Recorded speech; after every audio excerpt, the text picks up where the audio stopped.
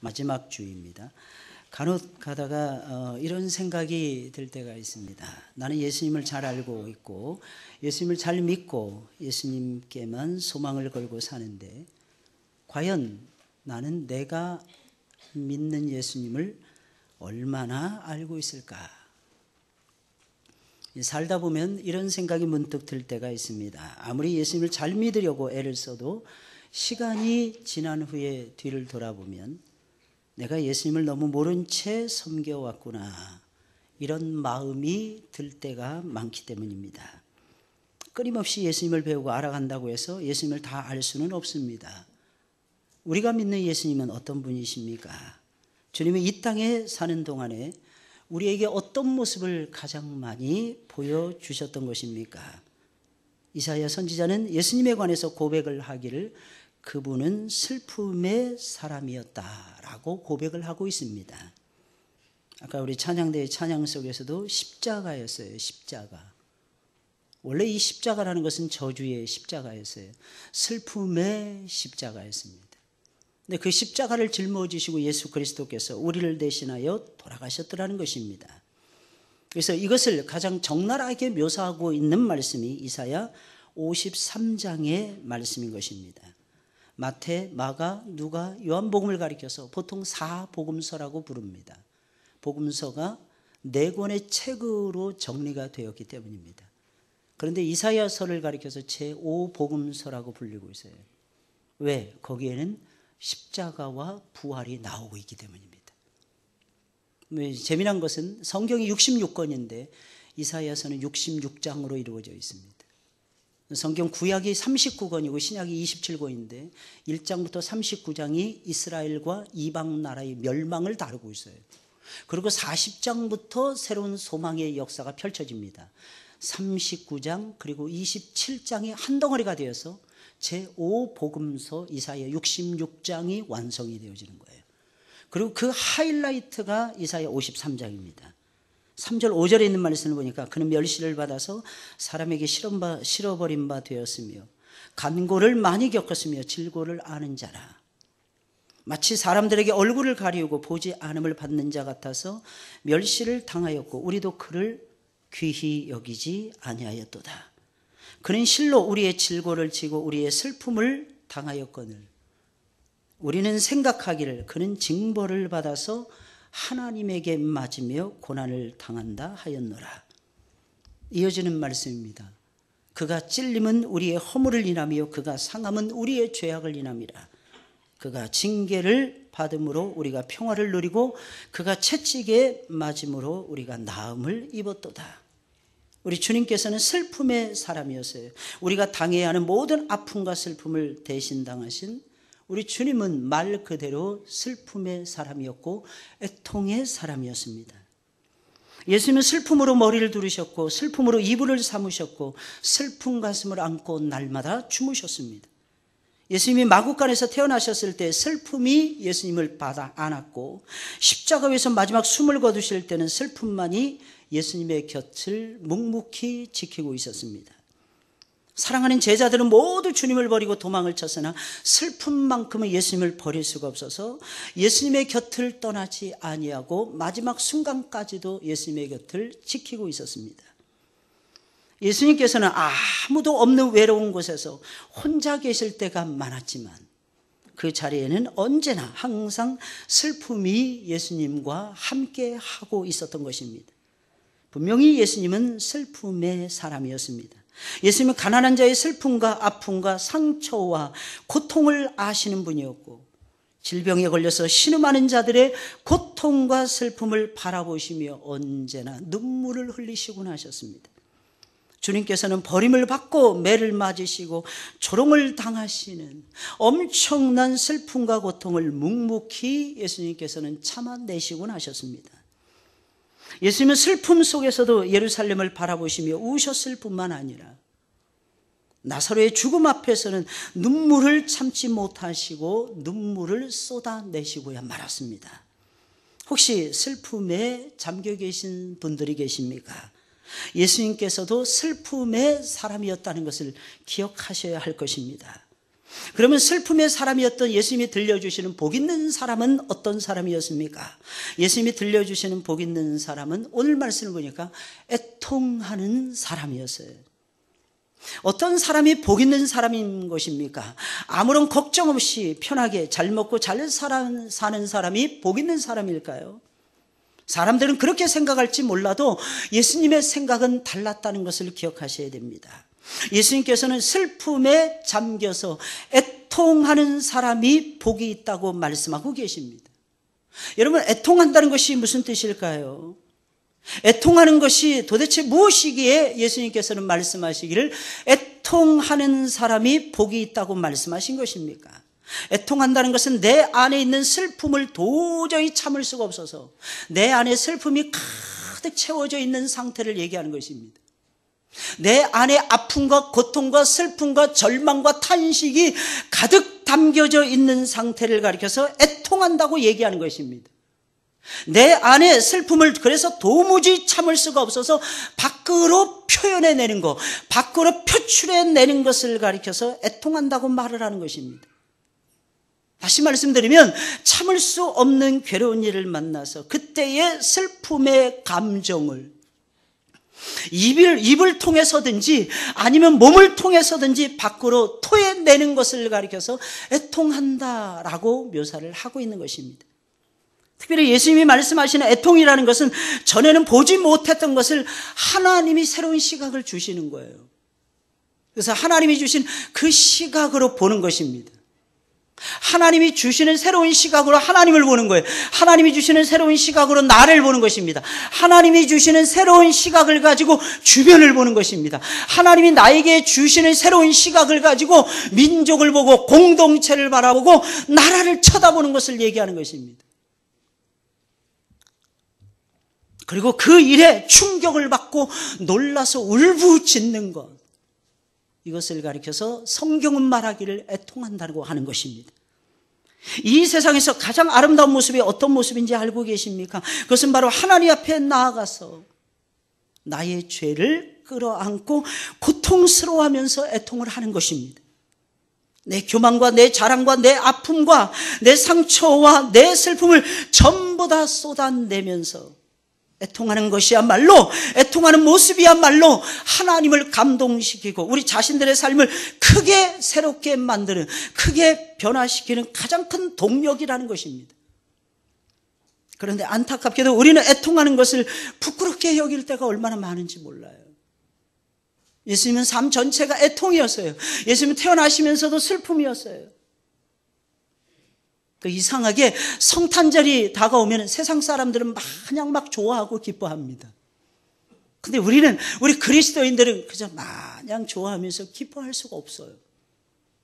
왠지 모르는 애잔함이 느껴지지 않습니까? 그 찬양도 세상 사람들은 뭐 맨날 좋은 노래, 기쁘다 구주 오셨네, 만백성 맞아라, 그래서 좋아하는 노래들만 계속 불러요. 근데 우리는 다른 노래를 부를 때가 많습니다. 다른 찬양을 예수 그리스도 앞에 올려드릴 때가 많아요. 특별히 그 어린 주 예수 늘 자리 없어, 그 귀하신 몸이 구유에 있네. 왠지 모르는 애잔함이 저와 여러분들 덮을 때가 많아요. 무엇을 의미하는 것입니까? 예수님 탄생하기 전에도 슬픔이었어요. 예수님 탄생하신 다음에 슬픔을 이고 살았어요. 유년 시절을 그렇게 보내셨어요. 청소년기에 접어들자마자 아버지 요셉이 돌아가셨어요. 나이 12살에 나이 13살에 홀로 모든 식구들을 짊어져야만 되는 가장의 노릇을 하셔야만 됐어요. 예수님을 환영받는 곳이 없었어요. 나사렛에도 예수님을 환영하지 않았어요. 예루살렘에서는 더더욱이나 예수님을 환영하지 않았어요. 그래서 예수님은 예루살렘에서 단 한 번도 편하게 주무신 적이 없었어요. 그래서 예수님 베다니로 내려가시는 거예요. 거기서 예수님께서 마리아를 만나는 거예요. 거기서 예수님께서 마르다를 만나는 거예요. 거기에서 문둥병자 시몬을 만나는 것이었습니다. 왜? 예루살렘은 말씀의 도성이었고, 예루살렘 평화의 도성이었고, 하나님의 역사가 임재하는 그런 훌륭한 도성이었지만, 예수님이 오신 것을 받아주지 못했어요. 예수님이 누구인지조차도 예루살렘에 살고 있는 사람들을 알지를 못했더라는 것입니다. 예수님이 평생을 거부를 당하셨어요. 우리는 잠깐 동안 고통을 당해도 힘들 때가 얼마나 많은지 몰라요. 예수님 평생 고통 속에 사셨어요. 마지막 돌아가실 때도 십자가에서 가장 처참한 모습으로 예수님 돌아가셨어요. 그 다음날이 안식일이기 때문에 만약에 예수님을 죽지 않고 십자가에서 그대로 내버려 둔다면 그것이 큰 문제가 될 것이라고 생각해서 군병들을 시켜서 옆구리에 창을 찔러댑니다. 물과 피가 마지막 순간까지도 예수 그리스도께서는 전부 다 쏟아내셨더라는 것입니다. 아주 짧은 인생, 33년의 인생을 사셨지만 예수님만큼 고난을 많이 당하신 분이 없었고, 예수님만큼 고통을 많이 당하신 분이 없었고, 예수님만큼 아픔과 슬픔을 짊어지고 살아가신 슬픔의 사람이 없었다는 것입니다. 이게 예수님의 삶이었어요. 우리는 이 세상에서 잠깐 고난을 받을 때도 이 고난이 계속되면 어떡하지? 이 고난이 안 끝나면 어떡하지? 고난이 계속돼서 시험과 고난과 고통과 아픔과 질병이 내 삶을 끝까지 끌고 가면 어떡하지? 우리는 두려움에 빠질 때가 정말 많아요. 그런데 예수님은 태어나기 전부터 시작했어요. 돌아가시는 십자가에 달려 돌아가시는 그 순간까지 고난과 고통과 슬픔과 아픔의 연속이었더라는 거예요. 그런데 안타깝게도 우리는 애통하는 것을, 잠시 고난을 받았을 때 애통하는 것을 부끄럽게 여길 때가 얼마나 많이 있는지 몰라요. 애통하지 않으려고 할 때가 얼마나 많이 있는지 모릅니다. 우리는 신앙을 가져도 좀 더 고상하게 예수님 믿고 싶어요. 과연 절대 절망에 빠지고, 과연 절대 실망에 빠지고, 내가 내 힘으로는 도저히 어떻게 할 수 없는 일을 만나면 과연 우리가 고상해질 수가 있을까요? 근데 참 이상합니다. 기도를 해도 왜 이렇게 울면서 기도해? 언제부터인가 미안하지만 우리 한국 교회가 배가 불러오기 시작했어요. 옛날에는 하나님 앞에 나오면 그냥 하나님만 생각해도 울었어요. 그 아픔이 느껴지긴. 근데 요즘 들어서는 웬만하면 울지 않아요. 웬만하면 눈물이 나는 것이 없습니다. 왜 그렇게 창피하게, 왜 그렇게 부끄럽게 엄마랑 같이 예배를 드리면 맨날 울기 때문에 엄마하고 같이 예배 드리고 싶지 않아요. 이것이 당연한 논리가 되는 그런 시대 속에서 우리가 살아가고 있는 것입니다. 과연 얼마나 아파 보셨습니까? 그러다가 내 힘으로 도저히 감당할 수 없는 엄청난 질병을 만나거나 엄청난 사업의 실패를 만나거나 내 자녀가 진학에 문제가 있고 진로에 문제가 생겼을 때, 그때에도 과연 저와 여러분들이 하나님 앞에서 고상함을 떨 수 있을까요? 우리는 기억해야 됩니다. 우리를 부르시는 분은 우리의 아버지가 되세요. 아버지 앞에서 속옷만 걸친다고 한들 무슨 부끄러움이 있겠습니까? 우리가 보여드리지 않아도 아버지는 다 하세요. 믿으시길 예수님의 이름으로 축원을 드립니다. 우리 뱃속까지, 깊은 속까지 다 하시는 분. 10길 물속은 알아도 한 길 사람 속은 모른다 그랬잖아요. 그러나 아버지는 하십니다. 혹시 여러분들 지치고 힘들어서 어떤 때는 예수님의 이름도 부르기조차 힘들 때가 있을 것입니다. 그때는 하나님 앞에 나와서 하나님 아시죠? 하나님 아시지요? 하나님 아시지요? 그러기만 해도 하나님께서 우리의 기도를 들어주십니다. 이유가 무엇입니까? 그분은 우리 아버지가 되시기 때문에. 슬픈 일이 보일 때마다, 어려운 일을 만날 때마다 그 모든 것을 끌어안고 예수님 앞으로 달려가셔야 돼요. 심지어는 기쁜 일이 있어도 그 기쁜 일을 끌어안고 예수님 앞으로 달려가셔야 돼요. 그때는 너무 기뻐서 우셔야 돼요. 너무 좋아서 우셔야 돼요. 지금 이 시대는 엄청난 위기의 시대입니다. 글로벌 경제 위기의 시대, 정치의 위기, 테러의 위기 속에서 현대인들이 살아가고 있어요. 그러나 가장 큰 위기는 그런 것이 아닙니다. 가장 큰 위기는 하나님 앞에 나오지 않는 위기이고 하나님 앞에 나와서 애통하지 않는 위기인 것입니다. 애통해야 하는 일들이 벌어지고 있는데도 불구하고 애통하지 않는 위기를 저와 여러분들이 맞이하고 있는 것입니다. 내 죄를 끌어안고 내가 속한 사회와 민족과 나라의 부족함을 끌어안고 예수님처럼 엉엉 우셔야 되는데 그렇게 하지 않는 것이 오늘날 저와 여러분들의 위기라고 하는 것입니다. 예수님 당시에는 경건치 못한 신앙인들도 많이 있었지만 그 가운데서도 자신들의 죄와 백성들의 죄를 끌어안고 눈물을 흘릴 줄 아는 경건한 신앙인들도 많았다는 것을 우리는 기억을 하셔야 됩니다. 겉으로 보기에는 예수님 사랑하는 것처럼 보였어요. 그러나 속으로는 예수님 사랑하지 않는 사람들이 얼마나 많이 있었는지 몰라요. 대제사장들이 그랬어요. 바리새인들이 그랬어요. 서기관들이 그랬어요. 장로들이 그랬어요. 그들의 지위만을 유지하기 위해서, 자신들의 삶의 고상함만을 유지하기 위해서 그들은 예수님을 거부했어요. 심지어는 예수님의 말씀도 들으려고 하질 않았어요. 말씀을 들어야 살아나는데 하나님 말씀을 듣는 신용도 하지 않았어요. 그렇다고 해서 그 사회가 소망이 없었느냐? 아닙니다. 예수님이 그 가운데서 12제자를 픽업하십니다. 예수님이 그 가운데서 70인의 전도대를 세우십니다. 나중에 120명으로 늘어납니다. 나중에 500여 성도들로 바뀌어집니다. 예수님 부활하시고 승천하시고 하늘로 올라가신 다음에 성령의 기름을 부어주시는데 그때 5,000명 3,000명이 순식간에 회개를 하면서 하나님 앞에 나와서 하나님을 만나는 사람들이 수만 명으로 순식간에 불어나기 시작을 합니다. 그것이 무엇을 의미하는 것입니까? 하나님 앞에 나오기를 즐거워하는 자들, 하나님 앞에 자신의 모든 것을 내려놓으면서 애통하면서 진정한 예배를 드릴 줄 아는 사람들이 그때 당시에는 많이 있었다는 것입니다. 사랑하는 여러분들, 내 자신이 어쩔 수 없는, 내 자신도 어쩔 수 없는 교만이 나를 누를 때가 얼마나 많아요. 조금만 잘 되면 그냥 기고만장해가지고 역시 내가 대단한 것 같아. 머리가 정말 좋은 것 같아.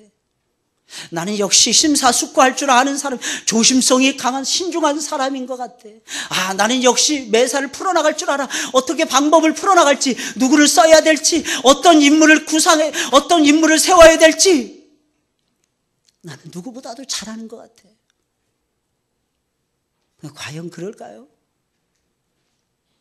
조금만 어려운 일을 당하고 힘든 일을 만나게 되면 코가 석잔에 쭉 빠져가지고 이 세상 살 맛이 안 나. 우리가 이럴 때가 얼마나 많이 있습니까? 잘 될 때도 하나님 찾으시고 안 될 때도 하나님 찾으시는 여러분들이 되시길 주님의 이름으로 축원을 드립니다. 가만히 있지 말고 애통하며 우셔야 되는 거예요. 주님께서는 적어도 우리가 이 땅에 사는 동안만큼은 애통의 눈물을 흘리길 원하세요. 우리 주님의 마음과 이심전심 되길 원하세요. 하나님의 부어주시는 성령의 역사를 체험하길 원하세요. 그리고 우리가 마른 눈이 아니라 젖은 눈으로 예수님을 만나기를 소원하고 계십니다. 유명한 종교개혁가였던 마틴 루터는 로마서를 강의하면서 예수님을 만나는 체험을 합니다. 그는 로마서를 강의하다가 중간에 이런 고백을 해요. 진정 마른 눈으로는 우리가 하나님을 알 수도 없고 하나님 나라에 들어갈 수도 없습니다. 우리는 젖은 눈을 가지고 하나님 나라에 들어갈 수 있는 하나님의 백성들입니다. 로마서가 1장부터 16장까지 있잖아요. 오직 의인은 믿음으로 말미암아 살리라. 믿음에는 하나님의 의가 나타나서 믿음으로 믿음에 이르게 나니, 복음에는 하나님의 의가 나타나서 믿음으로 믿음에 이르게 하나니, 그러면서 복음에는 하나님의 능력이 있다고 역사했던 대표적인 사람이 마틴 루터라고 하는 인물이었어요. 과연 여러분들은 어떻게 살아가고 계십니까? 무엇이 성공이라고 생각을 하십니까? 눈물의 선지자였던 예레미야를 한번 묵상을 해보세요. 예레미야는 평생토록 울면서 나라가 멸망 직전에 부름을 받았어요. 나라가 흥하고 잘 될 때 부름을 받았던 것이 아니라 나라가 멸문지화를 당하는 바로 그 순간에, 멸국지화를 다루는 그 순간에 부름을 받았던 대표적인 사람이 예레미야 선지자였어요. 예레미야 선지자는 사역적으로 봤을 때 무능한 사람이었습니다. 왜? 단 한 사람도 자기가 원하는 대로 돌이켜본 적이 없었던 사람이 예레미야 선지자였어요. 그럼에도 불구하고 끝까지 하나님을 붙듭니다. 그럼에도 불구하고 끝까지 하나님 말씀 붙듭니다. 끝까지 하나님 말씀 선포합니다. 울면서 이스라엘 백성들의 죄악을 바라보면서 나라의 운명을 바라보면서 울면서 끝까지 사역을 감당해냅니다. 그러면 사랑하는 여러분들, 예레미야 선지자의 사역은 실패한 사역이었을까요? 그는 늘 울면서 하나님 말씀을 외쳤던 대표적인 사람이었어요. 그것도 모자라서 늘 실패하는 거예요. 겉으로 보기엔 늘 안 되는 것이었어요. 이게 예레미야 선지자의 모습이었어요. 그래서 마지막에 그가 지었던 또 다른 책이 예레미야 애가라는 책이었어요. 애가라고 하는 책은요, 슬픔의 탄식의 책을 말하는 것입니다.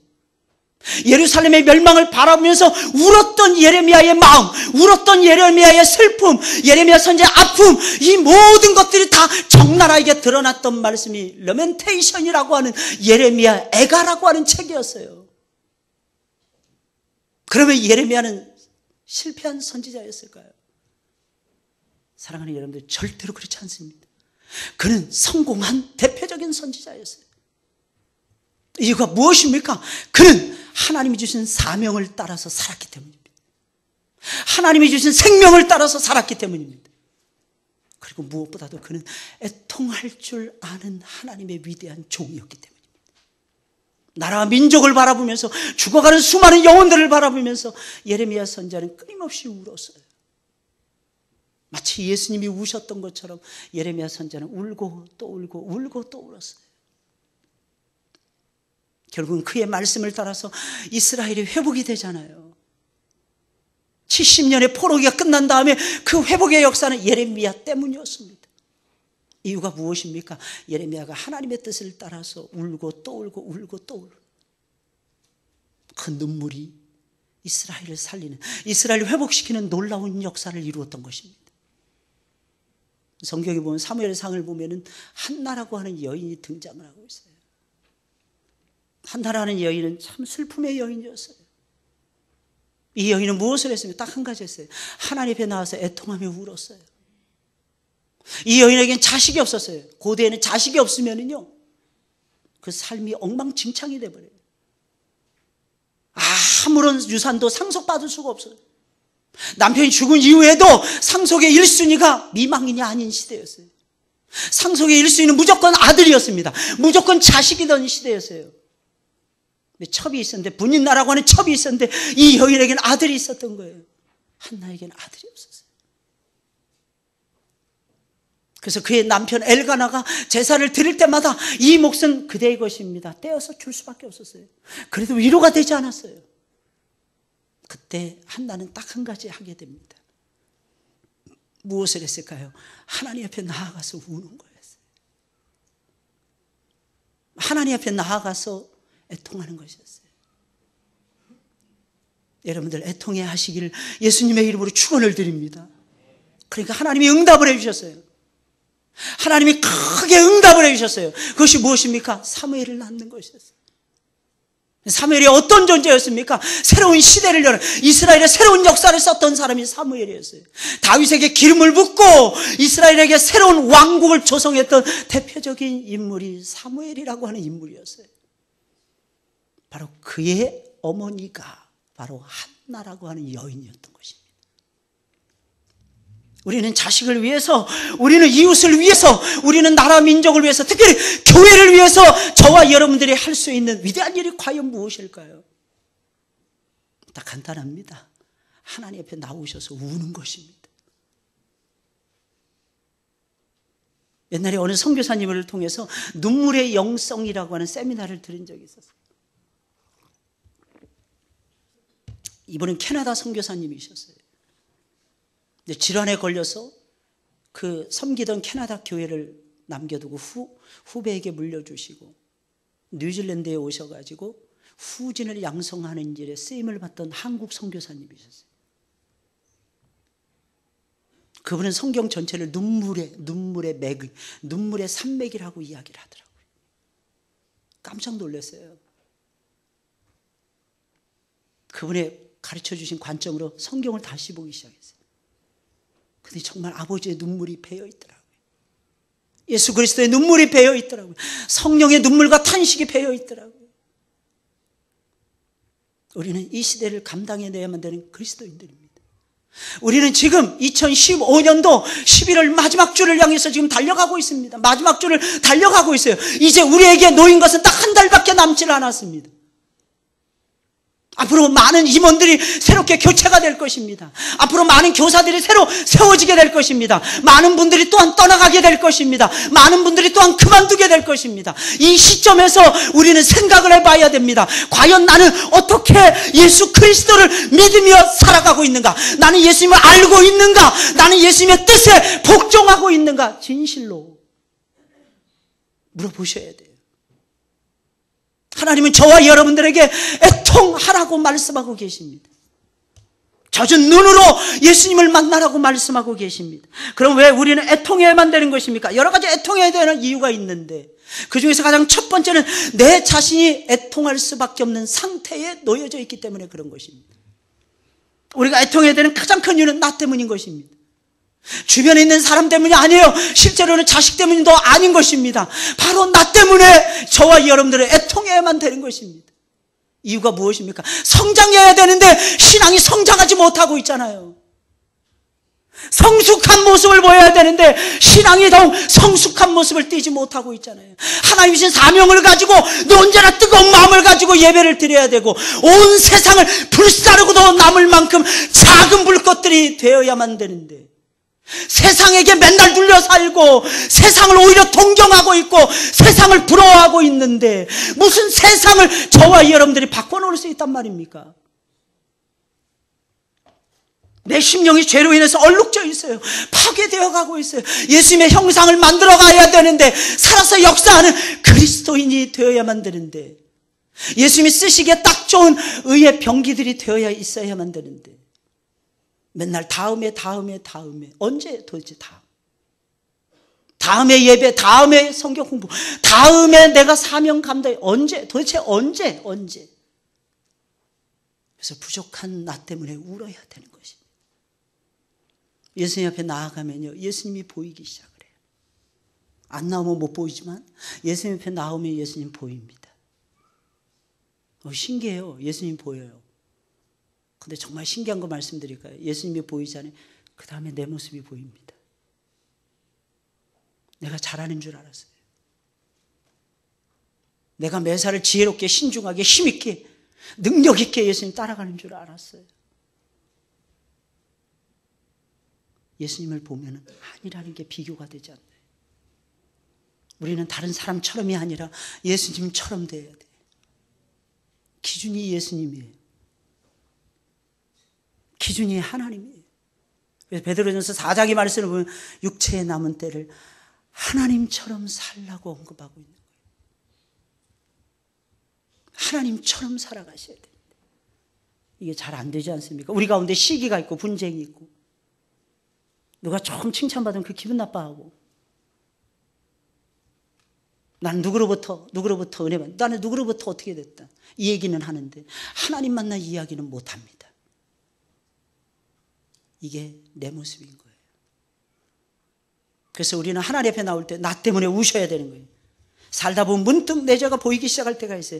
전에는 죄가 죄로 보이지 않았어요. 죄가 죄인지도 몰랐어요. 그런데 언제부터인가 죄가 죄로 보이기 시작합니다. 하나님이 내 마음에 성령과 말씀을 집어넣으시고 하나님이 가지고 계신 시각을 나에게 넣어주셨기 때문입니다. 처음에 예수님을 믿고 죄를 범했을 때 이런 마음이 들어요. 내가 수양이 부족해. 내 생각이 너무 짧아.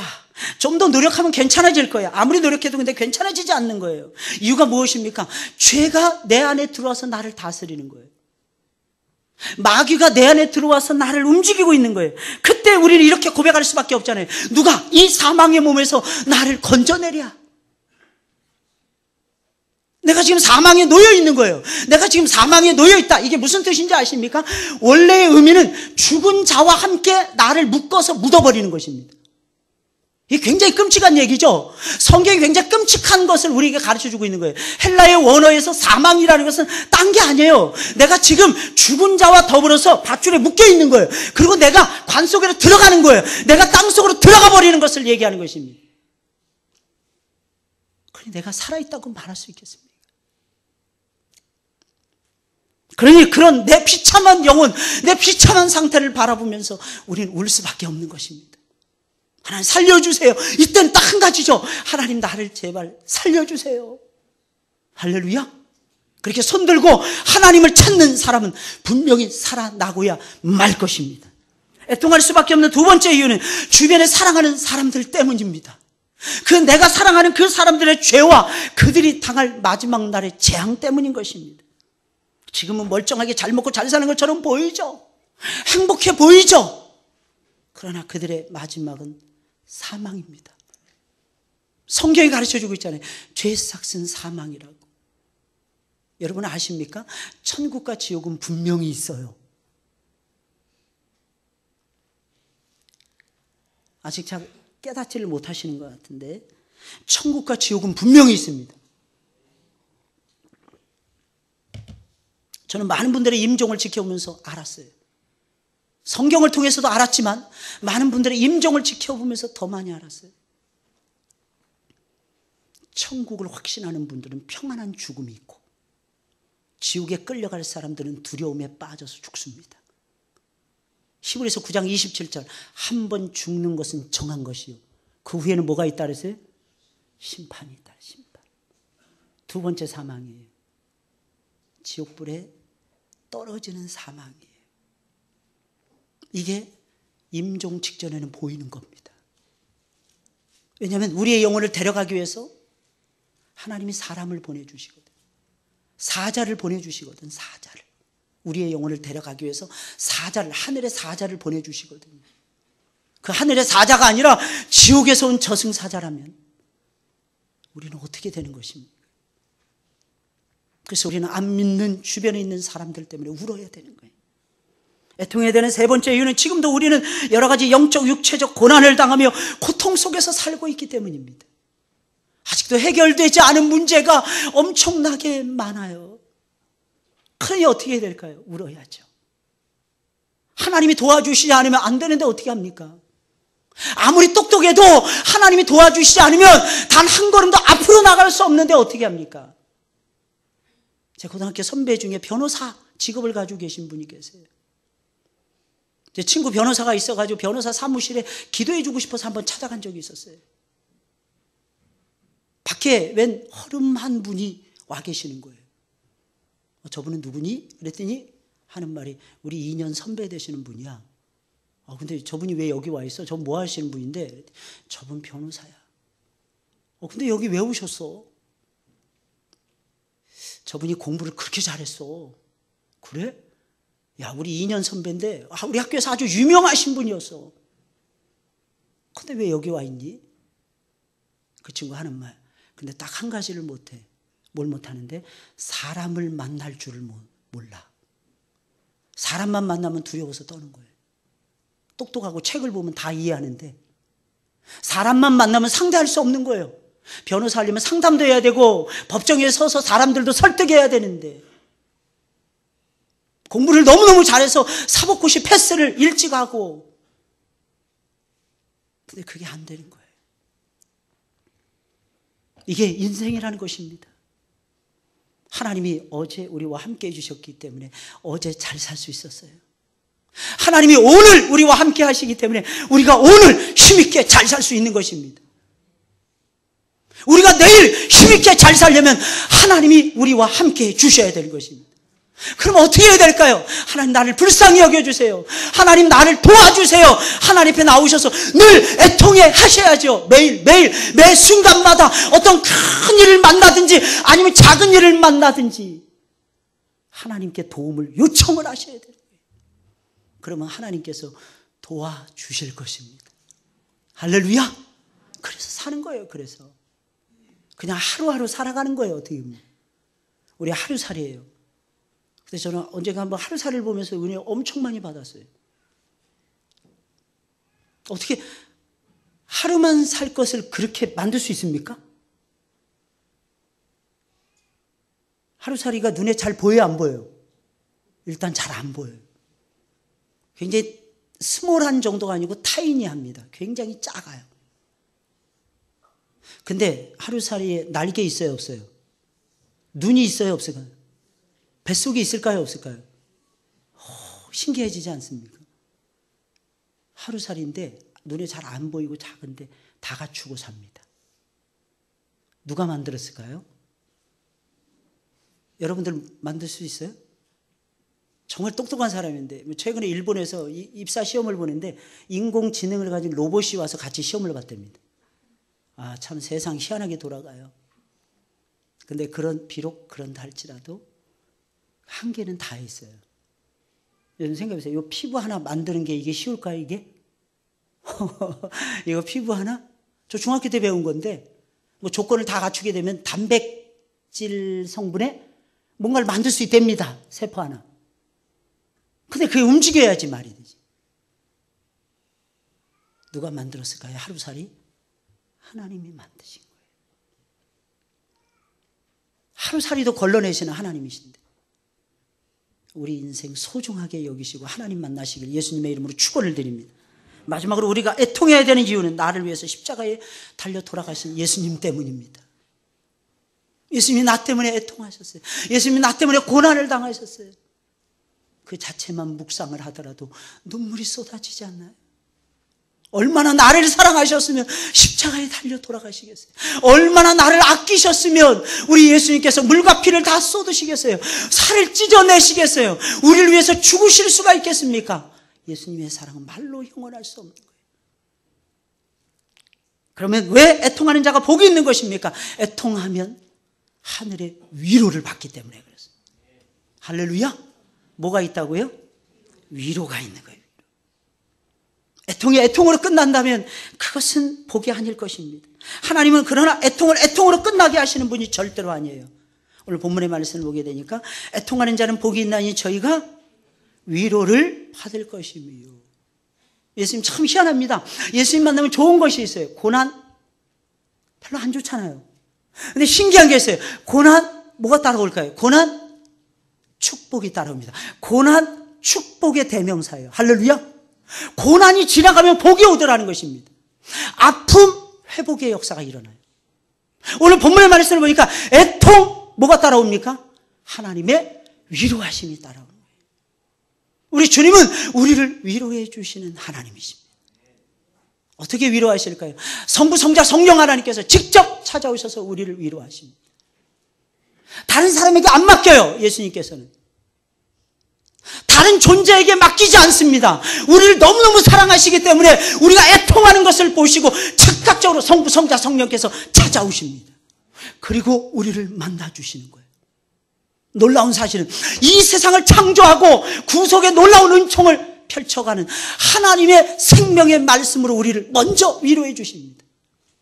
찾아오신 다음에 제일 먼저 하시는 일이 있어요. 그것이 말씀의 위로.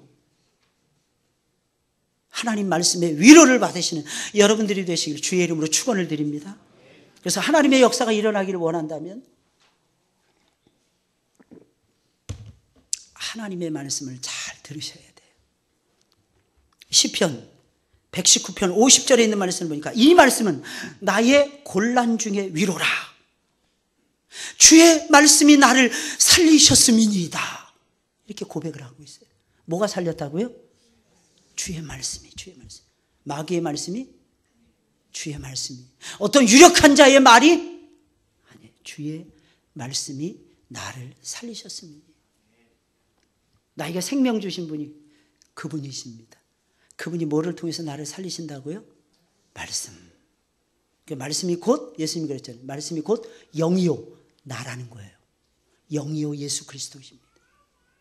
이 사실 기억하시고 말씀을 존중히 여기시는 여러분들이 되시길 주의 이름으로 축원을 드립니다. 또 어떻게 위로하십니까? 우리 살다 보면 필요한 것들이 많이 있잖아요. 그 필요한 것을 다 채워주세요. 영육에 필요한 것을 다 채워주세요. 할렐루야. 뭘 채워준다고요? 영육에 필요한 것을 다 채워주세요. 혹시 여러분 헤어스타일 누가 만든 거예요? 내가 만들었죠? 미용실 가서. 아니에요. 하나님이 만들어주신 거예요. 저 최근에 우리 권사님들 뵐 때 권사님들이 갈수록 색시처럼 새색시처럼 젊어지시는 것 같아요. 갈수록 새색시처럼 젊어지시는 것 같아요. 별로 안 좋아하시네. 제가 봤을 때는 갈수록 새색시처럼 젊어지시는 것 같아요. 근데 이유가 두 가지더라고요.